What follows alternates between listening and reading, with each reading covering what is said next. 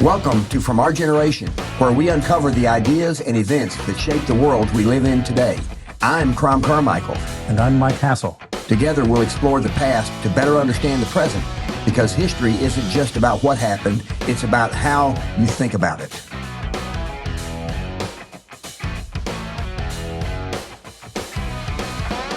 This is Crom Carmichael, and I'm with Mike Hassel, my friend for 30 years. 40 Oh, yeah. my gosh. 40 years, you're right. And we have a new podcast. It's From Our Generation to Yours. And we've decided to do this because we're both getting so old that there's not a generation above us, at least in my case, that I can share my thoughts and what I've learned over the years. Well, we've had some interesting experiences, and they're all going to start falling out of our head if we don't do something constructive with them. But we've built some interesting things together, and that forms the background on what you have to present. Yeah, here. why don't you tell a little bit about how we met? So I had just graduated from business school, and my wife worked for a company you were affiliated with, and you got to be friends. You learned that I had entrepreneurial interests, and I ended up moving back to Nashville to start Knowledge Products with you. That was 1985. And Knowledge Products, our first series, was The Giants of Political Thought, and you were the editor for the entire series and head of marketing. And back in those days, we created our content and delivered it on cassette tapes, Yes. audio cassette tapes. Well, you had already been in business and were looking for ways to anticipate political and economic events because you were buying things for distribution. You had a distribution business that you could make really big mistakes if you didn't get that right. Yeah. Remember? So you were especially interested in political and economic thought. We end up broadening that to religion, science, philosophy, world's political hotspots, moral problems, a lot of related stuff that might be all put under the umbrella of the great ideas of history. Yeah, and because history is a teacher. Yes. There are three ways that we learn. We can learn from our personal experiences, which I'm going to share one in just a little bit, Okay. just a moment. Yes. We can learn by observing others in real time or As it happens. Right. You can see it. Right. And then we can learn from history.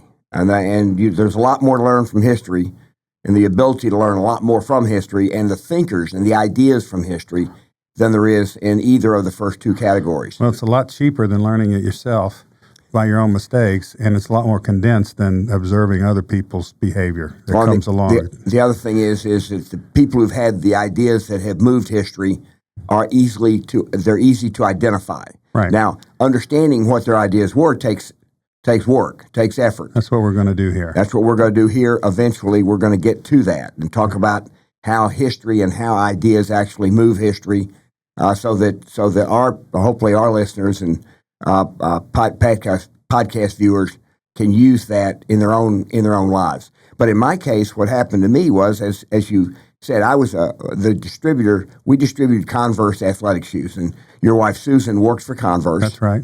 And this was in 1979.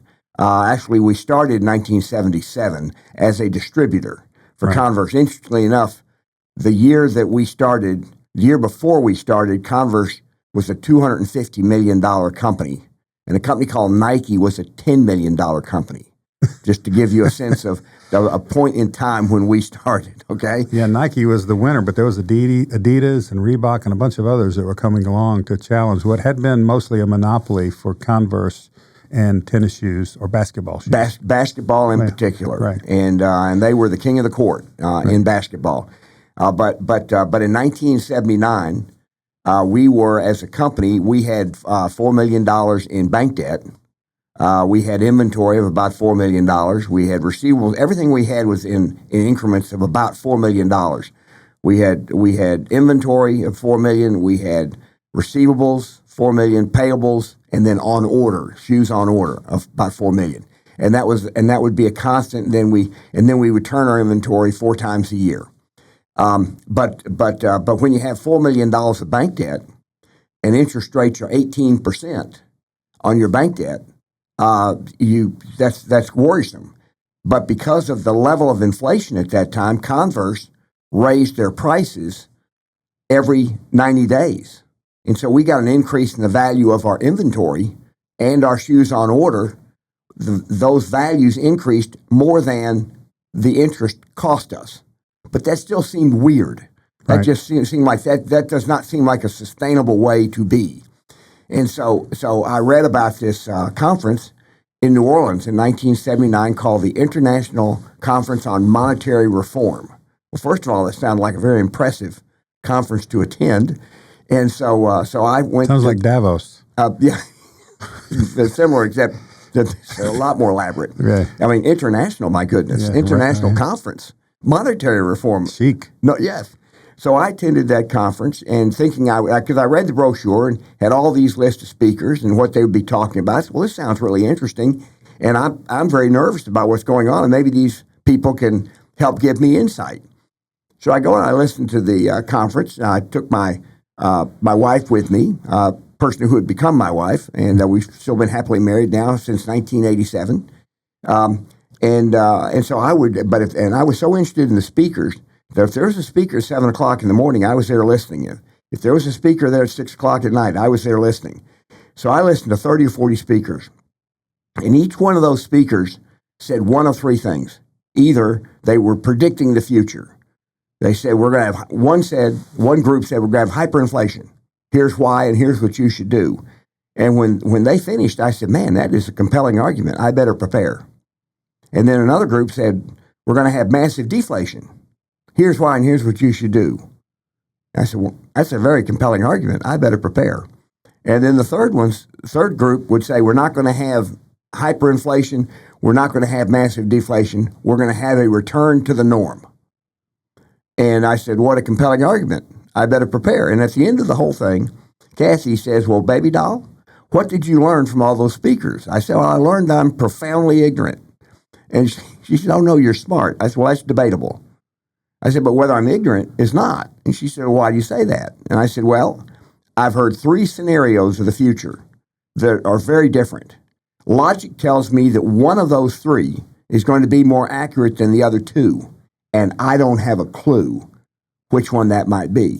So you, at this time, were what age? In your 30s? I was 31. Okay. I was 31, and I thought, as a 31-year-old, I thought I actually knew a lot. And I'm not. And You were a college graduate. college graduate. I went to Vanderbilt. I wasn't a great student to be. Well, I was going to point this out because you've mentioned this to me before. You in your account you just gave, you talked about being at a 6 p.m. lecture and a 7 a.m. lecture. Mm-hmm. And what you've also said to me is when you were at Vanderbilt, you majored in graduating, which was the easiest path toward a degree. Right. Whatever little you could do to get there was best for you. That was a mistake on my part. Well, yes. We all wish we could do things over. Well, I did a lot of things at Vanderbilt that I think helped me. I helped the school raise money for Student Center, right? And so I did other things at the school, and there were certain courses that I thought were very interesting, and I studied. But the courses that I didn't think were interesting that I was required by the school to take, I was not a good student. I should have been. Well, we're dealing in gross generalizations Yes. here, but the point I was getting to is it's been said that education is wasted on the young because they don't appreciate it enough to fully exploit it. And you lived that out because you got into business where you had $4 million of assets at risk and you didn't have the tools to deal with it because you hadn't paid attention in economics class. Exactly. To be very gross about it, crude about it. And I'm not even sure that had I paid attention in economics class that I would have gotten the instruction that I eventually learned. So what happened for me was I then said, okay, I don't know what's going to happen. That's bad. I have no basis for trying to even think about That's worse. what's going to happen. But realizing that is key, because Yes. until I attended that conference, I did not realize that. Yes. I look at it as a little bit like somebody who has an addiction. The first thing they have to do to reach a cure or to solve that problem is to acknowledge they have it. Right. And I had to have in a 3-day period, I had to have all of these ideas thrown at me for me to realize, God, I don't have a clue which one of these ideas is right. And they all were very sure of themselves. And 2 out of 3 were wrong. Two out of 3 of the ideas were wrong. And we eventually returned to the norm.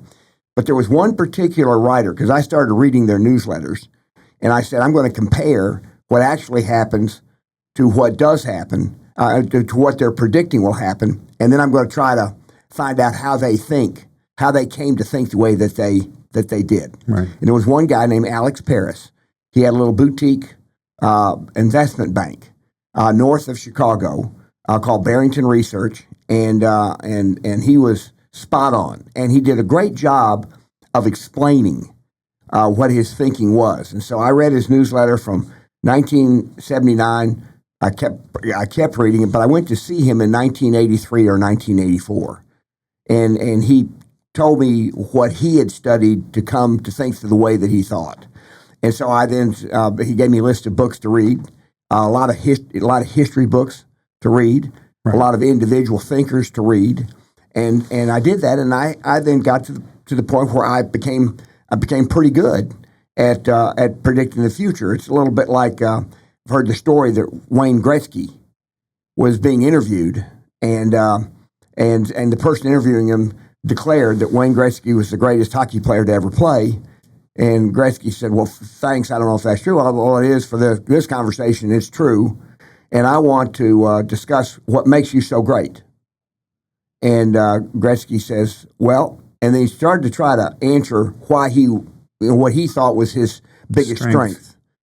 And the guy wouldn't let him answer. He said, "No, let me guess." He said, "Was it that you were the fastest player on the ice?" "Oh, no. There were a lot of people faster than me." So, was it your combination of your strength and your speed? "No, there were people who were stronger than me and faster than me." Your ability to manage the puck, and so he came through all these different things, and Gretzky says, "Well, all of those things are important, but that wouldn't be the one thing." The and differentiator. Finally the differentiator. Right. Yeah. So finally the guy got exasperated. So what is it? He said, "I consciously try to anticipate where the puck is going to be, and then I move to a location where the puck is not. And if I'm right, so I intercepted a lot of pucks. And when I intercept a puck, the other team's going toward my goal. If I intercept it, I'm going toward their goal, and oftentimes I'm all by myself." Right. That's when all of the other attributes that you brought up come into play. And so what we're going to try to do here is provide our listeners with the skills and the ability to think about things. And when all this craziness of whatever it is going on around them, to be able to think logically and to then plan their future accordingly, and frankly enjoy observing things that are going on in their lives and around them, and have some understanding of what's driving that. It might be useful at this point to add that, this is your perspective and how you were coming to these problems. When we met, a different vector comes in, because I was born into a family of engineers, and I wanted to know how to fix things and build things. Yeah. So I went to Georgia Tech. Had about 2 years in, I started to feel like I was being trained for a profession rather than being educated. So I got interested in philosophy, more broadly educated.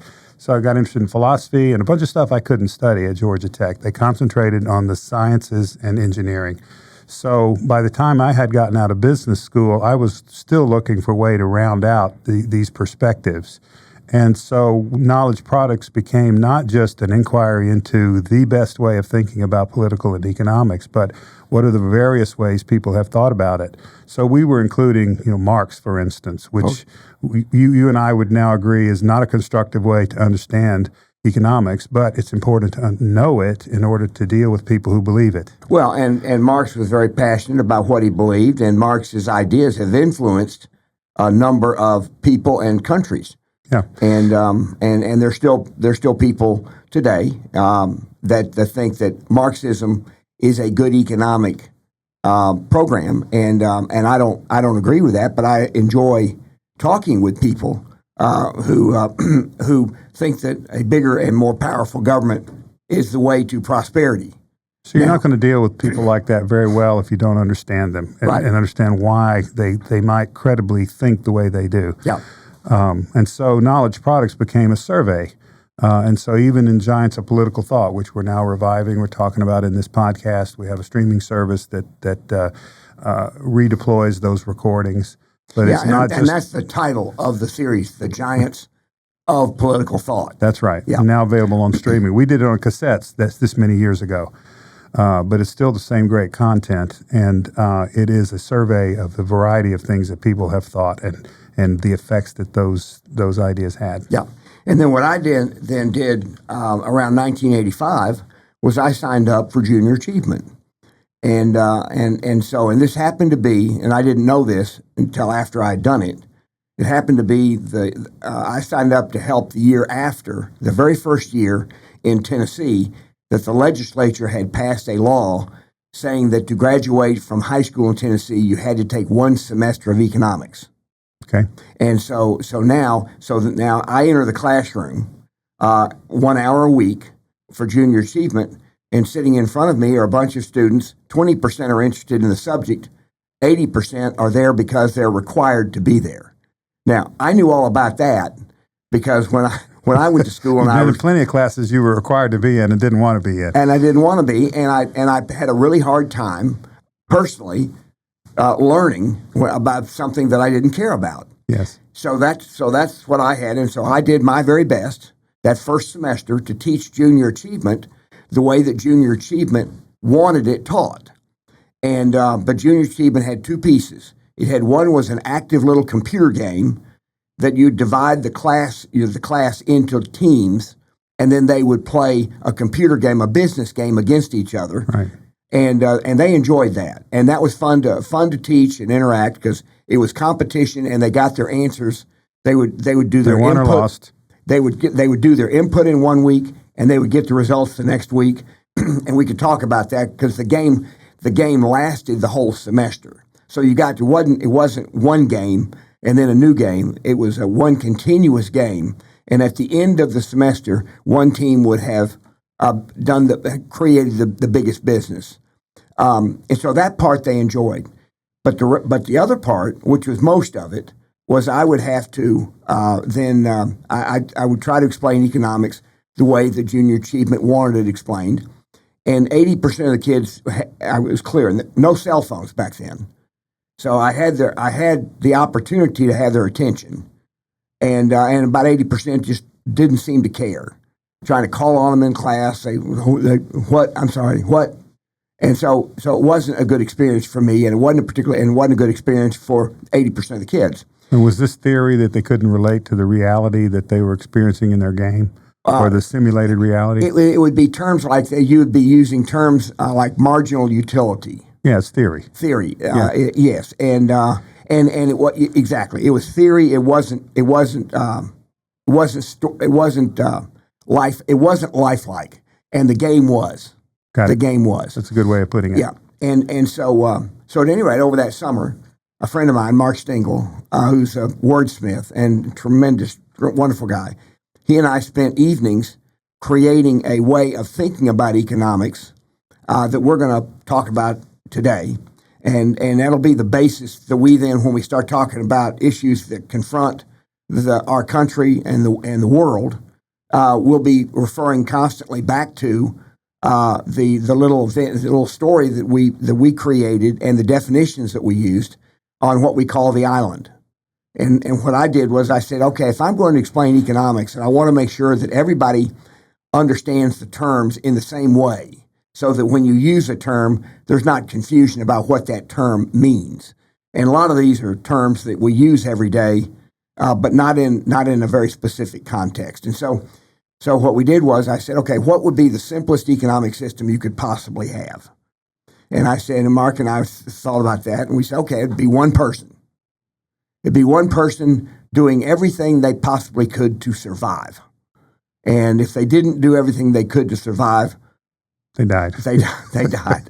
Yeah. And so that would be, so we then had a term, and so we're gonna be using the island, and we're gonna show that here. And we call the first period on the island the individual survival. It's the period of survival, and there's certain words that we're going to define. So we're going to define survival as the alternative to dying. People will naturally choose to work and survive rather than not work and die. That's a natural. That's pretty simple. That's breaking it down to pretty basic Yeah, that's right. Well, And- I would just comment, we live in this complex economy and we have arguments about what causes inflation and what the Fed should do and all of this complicated stuff that you really have a hard time untying the ball of twine. So the strategy here is to break it down to its simplest principles that seem pretty apparent as we go through it. Yeah. Things like you're going to die or not die, and build up to where we can see better patterns in what's going on today. Right. And we'll be able to refer to the more simple model, to the simpler model, and use those to help us understand today. Exactly. So the second term is self-interest. Now, a lot of people think self-interest and selfishness means the same thing, and they don't. A self-interested act, if it's between people, a self-interested act that is not selfish results in a benefit for both parties. So, for example, if somebody starts a restaurant, that they're doing that because they want to make a profit. They want to serve customers. They want to sell the food for more than it costs them to buy the food and to cook the food and to serve the food. The people who go to the restaurant, they want to have quality food, a good price. They want to have good service, a nice ambiance. They want to have a good time, a good experience. And so if both people get what they want, then the other party benefits, and so they both benefit from the self-interest. A selfish act, on the other hand, is I win at your expense. That's a selfish act. Right. Okay. So self-interest is going to be the impulse that motivates an individual to work for improvement of his or her standard of living, not to be confused with selfishness. And so in a free market, that generally means serving somebody else, so they will voluntarily pay you money. So you got to produce more value for them than the money they give you, and then both of you win. Bingo. So this is really point number one of Adam Smith's Wealth of Nations, Yes. is that self-interest is the most reliable aspect of human nature. Yeah. And an economy that's based on that is going to succeed a lot better than one that's based on compulsion and what is in your best interest. I'm going to tell you, Crom, what you ought to do, and you're going to do it, and we're all going to benefit from it. Some people want to run an economy that way. Yeah. Yeah, and Adam Smith he wrote the first book that would be considered kind of the foundation for economics. But what's interesting is the name of the book was actually an inquiry into the nature and causes of the wealth of nations. So what he did in the book, and it's a long book, it's tedious, and we cover it in the old days it was 4 cassette tapes. Right. So it's about what a 6-hour program. No, 3-hour program. Yeah. It's about 3 hours, and what we do is the first part of it with Adam Smith is we explain what life was like at the time that Adam Smith lived, because it's very important to understand that democracy did not exist at that time in any way that we think of it. But he was trying to say what conditions have to exist in order for people to become more prosperous. And by the way, let me back up just a second, Mike, because before we get farther into the island, I want to put up a slide that shows economic growth per capita from the year 1000 to the year 2000. And we can see from this slide that we have here, we can see that for the first 750 years, the increase in production per person did not move a discernible amount in any 100 years. And we can also project back before that it was basically the same flat pattern for all of human history. Yeah. And so what we're going to be talking about, and what we hope that our listeners and viewers come to understand, is what happened at that inflection point that caused that trend line, which has been going on for hundreds and hundreds of years. What allowed that trend line to change, and with those insights, it then becomes easier to then be able to understand what's going on around you at any given point in time. I personally am very grateful to live on the right side of that inflection point. Yeah. But it's been given to me. And, part of what we're trying to do here is to bring some clarity and insight into these things so that we can do our part to keep it going and maybe to accelerate the improvement. There's a lot of things going on today that can produce similar positive inflection points in the course of history. And there are also some things that are going on today that could retard that. Exactly. For sure. So Yes. that's what we're going to be talking about.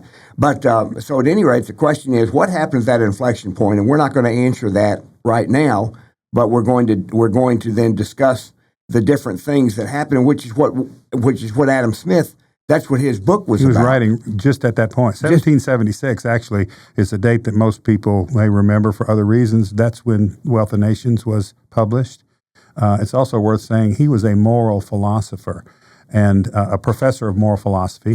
And economics was just beginning to depart from moral philosophy. You know, if you look in the Bible, prices are moral issues. How much should you charge somebody on a moral basis? Economics was just becoming a science with less moral, and we still see it when there's a hurricane. Prices become a moral issue again, right? How much is it fair to charge somebody after the fires in Los Angeles or after the hurricane in Florida? Yeah. So they still are intertwined a bit, but economics doesn't depend on moral reasoning only. Right, and the implications, even when there's catastrophes, the implications of whatever the policies that government implements at that time will have an effect on what actually happens. Exactly. So if some government says it's immoral to make a profit during a catastrophe, we can discuss what that might mean. What would be the result of that? We can talk about that. On the other hand, if somebody says, "Well, you can overcharge," you can charge more than what you were charging because there's a shortage. Then we'll also talk about the pros and cons of that when we get there. Well, there's one thing I'd just like to interject here. We're talking here at the beginning of 2025. We just had these huge fires in California. They're still going on as we speak. And one thing that led up to that was the insurance industry was basically corrupted there because the government said you can only raise prices so much in the insurance. Well, that didn't keep up with the risk because the insurers could see the risks that we're building in terms of lack of preparedness, empty reservoirs, et cetera, et cetera. State Farm pulled out last year. So we're not insuring this because we can't cover enough to charge for the risk that we're taking. Right. They were very smart. Left a lot of people with uninsured homes. Yeah, This is bad economics. Right, and we will get into that, and we'll be able to frame it in a way that is a little differently framed after we've done the island than before. Exactly. And so at any rate, so that's what we're going to be doing is trying to help people understand what happened around 1750 to 1800 to change that inflection point that had been in existence for not just the 750 years, as you say, on that chart, but even before then. So now we'll go back to where we were, and that is on the island when this person wakes up in the morning. And I'm just going to use the term he, just simply because it's only one person, so you got to pick one. So I'm just going to say he. He has time. He has 16 hours of time before he's going to go to sleep again. And so time is the origin on the island. For him, time is the origin of capital. He doesn't have money. He doesn't have anything that's of stored value, but he does have the time available to him that if he uses it wisely, he'll survive. If he doesn't use it wisely, he'll die. And so on the island, time is the origin of capital. Then capital is the resources available for investment in production. Right. So he has time. He can invest it. And as you can see, we've laid out the island. There's a big island and there's a smaller island that's just north of the big island. The food, for purposes of our story, the food grows in abundance on the small island. But you cannot live, we're just saying that you cannot live where the food is. And so it requires work to harvest the food. It doesn't require work to grow it, but it does require work to harvest it, to go get it, to be able to consume it. In a more modern society, there's production involved. But once again, we're trying to simplify for our economy. Now, then you'll also notice on the southern part of the island is a swamp that surrounds a small body of water. That's the drinking water that's on this island. And the person, in order to get the water, has to walk all the way around the swamp every day and enter at the very southernmost part of that area. So it requires effort to get the water. So food, water, shelter, and clothing are the four things that human beings have to have in order to survive.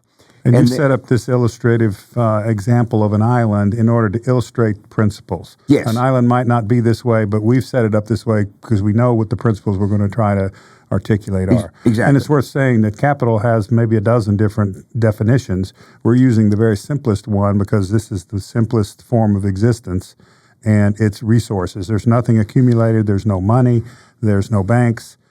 There's no investment of capital. So capital here is a very simple idea of resources available to commit to survive. Yeah, and in future episodes, when we get into a more modern society, we will amend the definition of capital and expand on it. Yes. And so, as you point out, labor, for purposes of this condition, labor is the human contribution to production.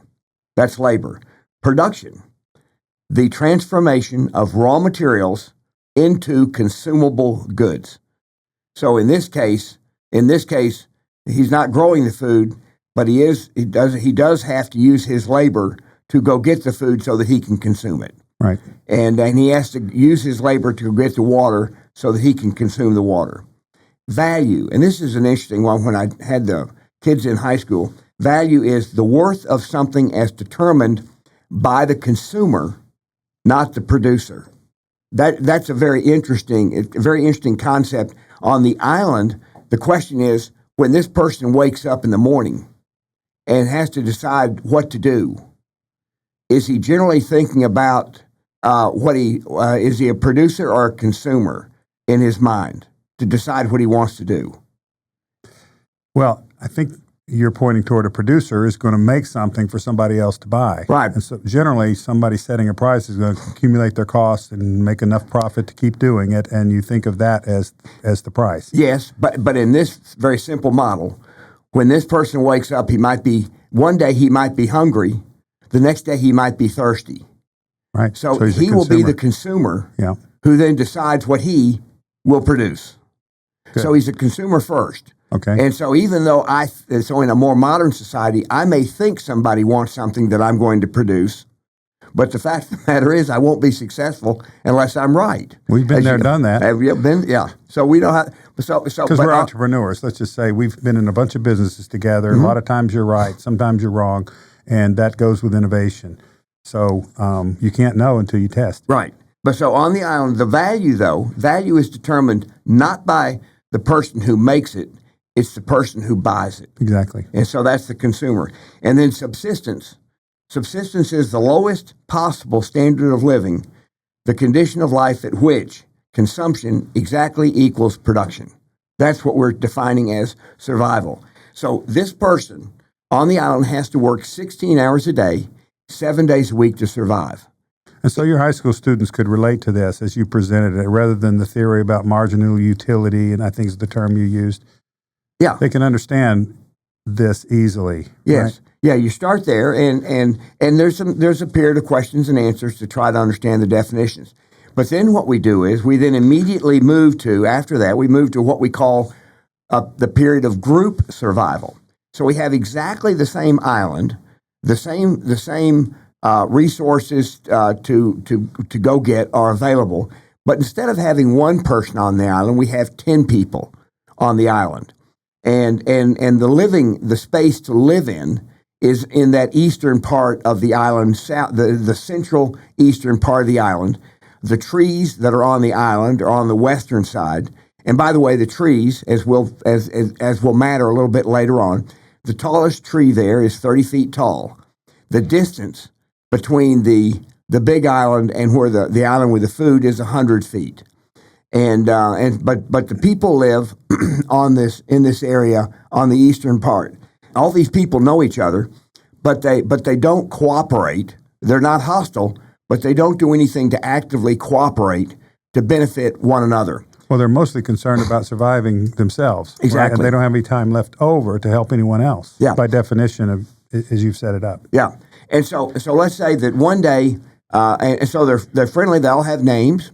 and they're all going about their work. Each one decides what each one wants to do to meet their basic needs, but each one still is working 16 hours a day, 7 days a week. And so let's say that one day you have Bill and Mary says, Bill, if when you go get food today, if you'll get enough food for yourself and for me, when I go get water today, I'll get enough water for both of us, and we'll meet back here in the middle, and I'll swap you some of my water for some of your food. And Bill says, okay, that's a pretty good idea. And they do that, and they realize that they've now each saved the other a trip. And so now, instead of having to work 16 hours a day, 7 days a week, Bill and Mary are actually working fewer hours than 16 because they are, in that very, very limited way, they divided their labor. And so the other people see this, and they all are discussing it. And so the 10 people naturally decided to divide the labor on their island. So now we get into the period of division of labor on the island, which is where people's lives, they move away from survival into a period where they are still able to consume as much, but they're able to do it because they can produce it in the aggregate as a group. Because they've divided the labor, they can produce it in less time. And there's two key components here that are being introduced. One is trade, and the other one is division of labor. And this is exactly what Adam Smith talks about in his development. And another word for division of labor is specialization. Yes. So we have highly trained surgeons and farmers. Yeah. And they each benefit by specializing. Exactly. And that's a great point, because in our modern society, a surgeon is extremely well educated. But if they had to grow their own food, they'd be poor. Compared to a farmer, they'd be poor. They would be poor. In fact, they might not survive. Might not even survive. So so division of labor. We have definitions for this period. Division of labor, the coordination of activities that results in greater production for a given amount of effort. And so because I specialize, for example, in food gathering, I learn how to move down because the way this island is set up is that you have to go down the side of a hill that's very steep across a body of water, and the descent may be 30 feet.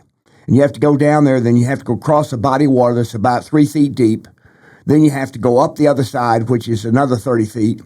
And then you gather the food and you bring it back. So somebody who does that regularly and then is gathering more than enough for just him or herself, they have to learn how to do that, and they learn how to do it better than the other people know how to do it, because that's what they specialize in.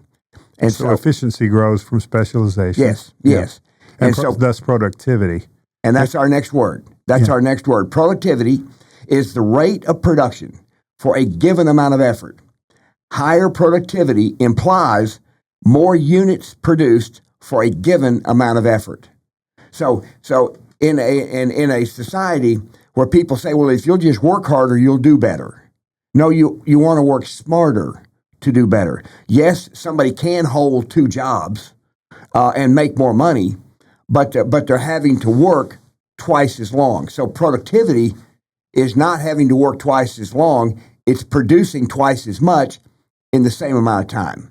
So that's what we're trying to do with productivity. And so the goal is to reduce the amount of labor that it takes in an ongoing overtime to produce the same standard of living. I think in the United States, productivity has increased something like 40 or 50% in the last 40, 50 years. Yeah.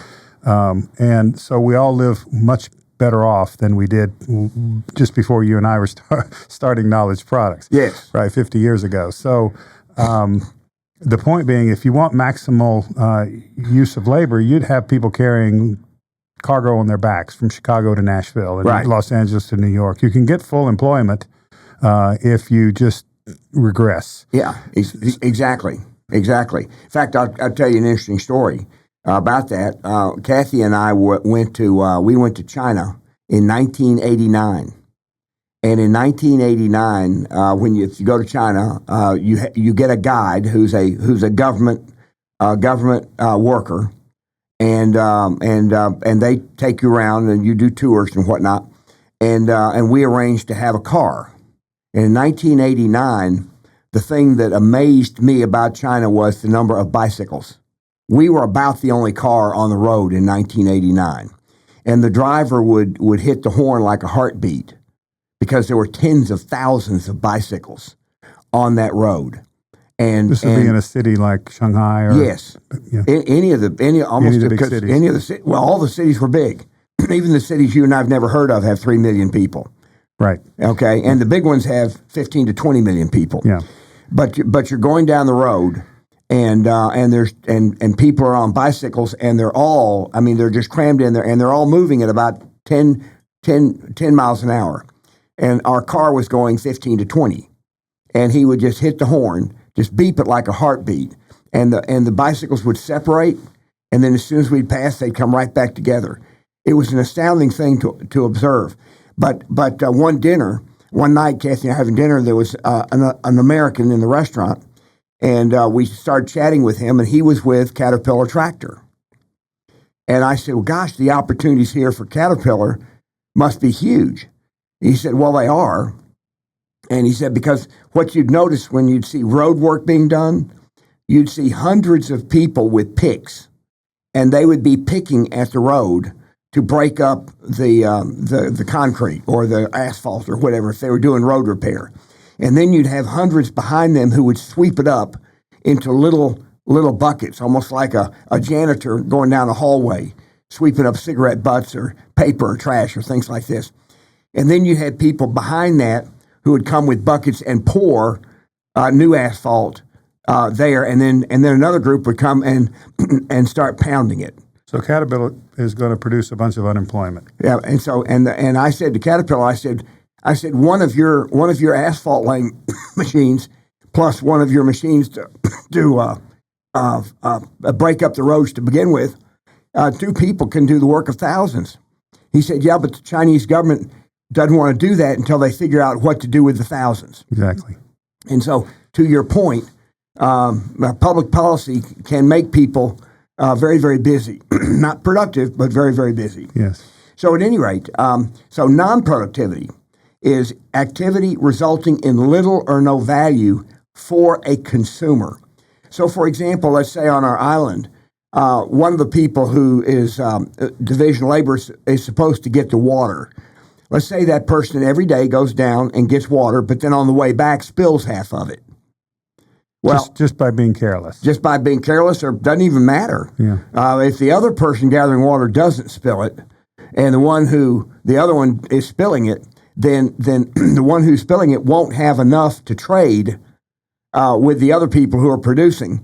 And so the argument, well, I work just as hard as the other person, doesn't mean that they produce just as much as the other person. So non-productive activity doesn't result in anything the consumer would want.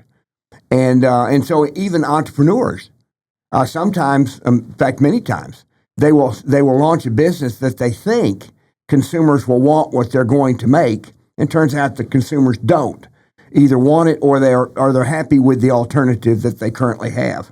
And we see in public policy discussions today that some people think everyone deserves a similar outcome, whether they've been efficient, whether they've been productive, whether they've worked, they deserve the same thing. Right. And we're going to also, when we get into later episodes, we'll be talking about how public policy has created jobs for people who don't produce anything that the consumer would buy. Right. But they still have jobs because the government is requiring that work be done. Right. And we'll get into the implications of that later, which are profound, especially in where we are today with the tremendous amount of government debt. Money, the definition of money, what accumulates when an individual has more of something of value than he requires for immediate survival. And so in this case, if I'm one of the water gatherers, I have more water than I need. So my excess water operates as my form of money. to be able to trade with other people who have produced more of the thing that I want. And so we do barter. And this is a little bit non-intuitive because it precedes printed money, precedes coinage, it precedes beads that some islands I think use, gold they find as a medium of exchange. And that's the key word of money. Right. It's a medium of exchange. Yeah. And we don't think of, in our more modern society, we don't think of barter as money, but it is. It's a form of money. Yes. So the next definition is standard of living. The quality of life of an individual at any given time as measured by his or her opportunity to consume goods and services. And so that's what standard of living is. Just say that again. The quality of life of an individual at any given time as measured by his opportunity to consume goods and services. So it doesn't mean he does consume them. It's the opportunity to consume them. Then it's a choice of whether or not he or she stores up money, another form of capital, or whether or not they spend it. But that's what standard of living is defined on our island. Got it. And then our last definition in this period is wealth, the amount of capital an individual has. And that's going to matter because remember, time is the origin of capital.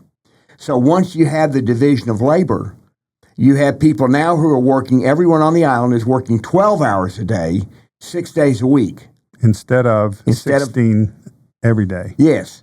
And so they have 4 hours of capital available to them every day. To invest. If they choose. It's available to invest. It's available. And then they have 16 hours a day on the seventh day and so they can choose. They have now a choice, whereas before they didn't. During the period of survival, if you're having to work 16 hours a day, 7 days a week, at the end of every day, you have exhausted your capital because now you're going to go to sleep. In this case, because you had to work to produce all 16 hours. Now you have to produce 12 hours. So you still have 4 hours. What you choose to do with that 4 hours will determine whether or not your standard of living in the future has an opportunity to change. So as we go forward, we're going to see that some people use this 4 hours to invest. Some people decline. Yes. Try to save something that really can't be saved. And the consequences of that are pretty important. Yes, exactly. And so if they choose the property, who owns what, et cetera. Right, and if they choose not to, I mean, it's like in a more modern society. If somebody chooses, they can increase their wealth in this very simple model. In a modern society, they can increase their wealth by choosing to take a second job rather than sit and watch, say, television or watch or play on the internet or whatever it is that they might do that would be called leisure time. Right. But it would certainly be non-productive time in the sense of product. So, Michael, this is the part on the island where we've now gone from the individual survival period. We've now gone to the division of labor period, and now we're going to get to the point where we have people who everybody on the island is equal, and we're doing this on purpose. Everybody is equal in terms of their economic position. Everyone on the island is producing the same amount of valuable product because they trade with it every day, and at the end of every day, everything that has been produced during that day is also consumed that day. And so now at 6:00 at night, you have people who have finished their job, so to speak. They have now 4 hours before they're going to go to sleep. And we're going to be then in our next episode, we're going to start talking about what if somebody wants to do something on the island that they think will create greater value or higher levels of productivity. They want to invent something. Let's call it invention. We'll get into the period of invention. And so then the question is, what are the rules that the 10 people decide that they want to live by? Or do they have any rules? And because if they don't have any rules, it's what Thomas Hobbes and many other philosophers 300 years ago called the state of nature. Right. which is where you have no government at all. Please. We're describing a prehistoric period here because most of history that's recorded is of kings and there's government involved. We don't have government yet on our island, but we're going to get it because we need rules. Right. And so there's been thousands of years of the experimentation, mostly force, where people dominate others and organize themselves in ways that try to control this. We still haven't gotten to that giant inflection point in the late 1700s. And so it wasn't the imposition of government that changed it. We know that from historical accounts, right? So we're building a case toward more layers in complexity in economy, but what happens, what is the layer that changes in the late 1700s? Right, and then in our future episodes, once we get through the island in its entirety, then we'll go back to around 1500, and we'll be talking about the evolution of a modern society and how some areas of the world evolved more quickly than others and why. And then we'll get all the way up to where we are today, and we'll try to take the ideas and the principles that we're establishing here, and then we'll apply those to where we are today. Because we have here in the U.S., we have some very big problems. And there are a lot of different views on how to address those problems. Some of them, just as in New Orleans, I can promise you, since these are different ways of addressing the problems, some of them are better ideas than others.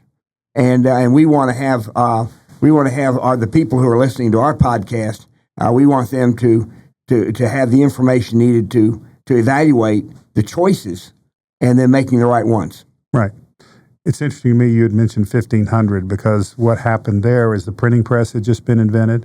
The ages of exploration were just starting, the discovery of America, and a few other things. So we're about 300 years still ahead of our inflection point. The invention of the scientific method and evidence, the way they thought about evidence with Francis Bacon and some of those people. Yeah. So they're starting to lay the foundation for this explosion that happened about 300 years later. Yeah, and what we'll be doing is, and with your great assistance, because you were the editor for every single product that Knowledge Products produced, and the Giants of Political Thought, we'll be bringing in these thinkers whose ideas changed the course of history. Exactly. And then we'll be inviting our listeners, we in fact encourage them to go to thegiantsofpoliticalthought.com and go there and download the app so that they can listen to the presentations, which, by the way, when they download the app, they'll also get an opportunity to see the transcript.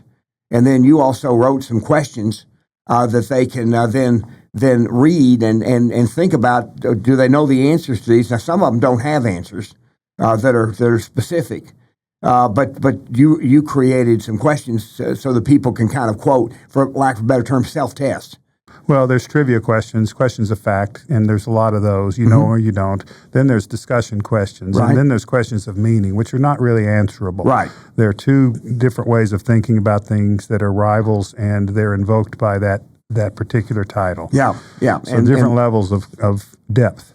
But in other words, the programs that we offer through the Giants of Political Thought, through our app, it's a very, very inexpensive way to gain a lot of the knowledge that if you went to a college, you'd be spending thousands of dollars, and you might get it, and you might not. You might get part of it. Yeah, yeah.